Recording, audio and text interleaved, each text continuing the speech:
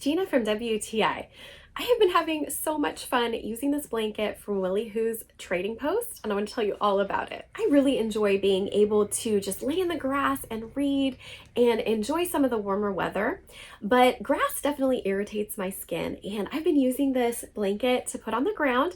It's so soft and the grass just brushes off really easily, and even the cat has been enjoying it.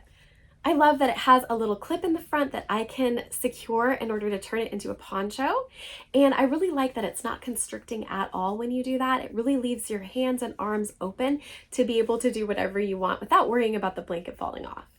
It's been so nice to use as well on those kind of cooler summer nights when my husband and I have been outside enjoying the sunset together, and it's just large enough for us to kind of snuggle up under it or to put it over our laps.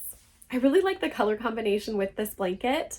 It's kind of a darker olive green with orange piping around the edges and contrasting orange stitching to quilt it. And I think those colors are just really pretty together. Definitely some of my favorites right now. I think this is such a great blanket to have. I'm so happy that I have it, and that's my point of view.